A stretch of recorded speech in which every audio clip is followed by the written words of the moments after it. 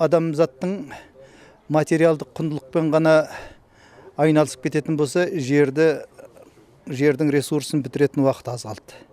Сондықтан жерді сақтау, келешекті сақтау, ұрпақтардың өміріне мүмкіндік қалдыру үшін біз руханияттылығымызды көтеруіміз керек. Осыны көтермейінше бізде қазір жануарлық инстинкт. Көбірек жесек, көбірек кисек, сонда сезіміміз жақсы сезінеміз. Рух дегенді мынау сезінетіндер бізде дінге сенушілер. Ол өте жақсы нәрсе, бірақ оған сенбейтіндер, оған күмәнданатындарда рух жоқ. Өйткені оның ойы не болды? Ол ғылым оның ойында. Оның ойында ақша табу, оның ойында бір шығармашылық, бірақ өнер шығармашылығы. Ал рух бәрімізде болса, біз келешекті ойлауымыз керек та. Келешек ұрпақ қалай қылады? Мен бір өзім мақаламның соңында былай деп жаздым. Осыдан 2-3 ғасырдан кейін адамдар өзінің айлығын тағы бір жаңа ауаны демалу үшін сатып алуға тура келген кезде, жер бетіндегі ауа неге осылай бүлінді деп зерттейтін болса, мынау 20-21 ғасырдағы біздерді даттайтын болады, а дұрысын айтқанда бізді қарғайтын болады. Себебі біз олардың ауасын бүгін былғап жатырмыз, жерді құртып жатырмыз.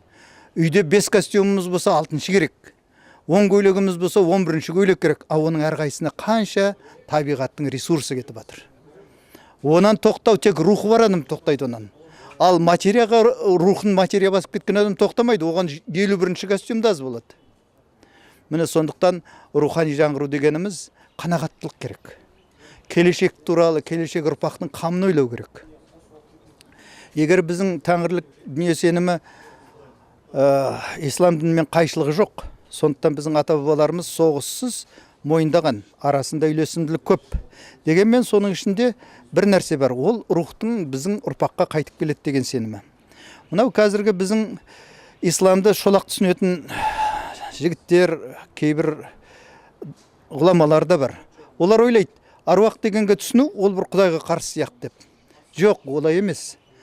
Аруақ басқаның бәрі құдайдың жаратқан құдіретінің бір көріністері. Егер біз аруақты сыйласақ, құдайдың жаратқан ерекше қасиетін сыйлағанымыз. Ешбір қазақ белгілі бір рухқа бас исе, соған жаңағы бір көмек сұраса, құдайдан безіп кетпейді. Құдайдың құдіретінің бір көрінісіне соған табыну арқылы өзіне бір көмек сұрайды. Сондықтан, егер қарсы қоятын болса, басқа дінді қарсы қоятын болса исламға, онда ислам діні аяғына дейін жең шықпайды. Басқа діннің бәрі неге бұрын шықты, ислам кейін шықты деген сұрақ бар.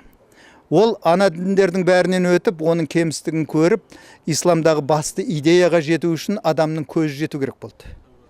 Оның ішіндегі ең мен түсінетінім, құдай адам емес, адам құдай емес. Осы исламның ерекше бір маңыздысы, осыны біз түсінуіміз керек. Өйткені адамға баласақ қате көбейеді. Құдайды адам сияқты көрсек, қателік көбейеді. Сондықтан мынау көп діннің бір-бірінен ажырайтын осында. Ал егер бәрінің ар жағында жатқан бір үлкен терең үйлесімділік бар десек, соның біреуі осы жаңағы бұрынғы діндердің жаңағы жалғасуы, солардың бәрін адамзат түсінуі керек еді. Сонан кейін барып исламдағы басты идеяға жеткенде, ананың бәрінен адамзат танып, біліп, солардың кемістігін көріп, соның жетістігін бәрін соңғы бір жинағы болу керек еді. Сондықтан басқаны қарсы қоюға болмайды. Қазіргі мынау кешегі ИГИЛ болды ғой.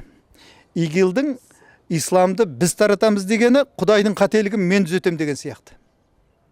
Ал шындығында дүниеде болып атқанның бәрі жалпы Алланың, ол Алланың ойына адамның ойы жетпейді. Бұның уақыты да кең, келешегі де кең, шексіз. Оның қай кезде қалай болатыны, оны тек қана Аллаға белгілі. Ал енді жаңа мына жерден шығып алып жұрттың бәріне Аллаға көндірем деген, және оның жеңілуі Алланың жолының түзуін, қисығын адамның түзетуіне мүмкін емес нәрсе. Сондықтан кезінде Әл-Фараби айтқан, Алла дегеніміз үлкен логос деген, яғни үлкен үйлесімділік, әлемнің үйлесімділігі деген.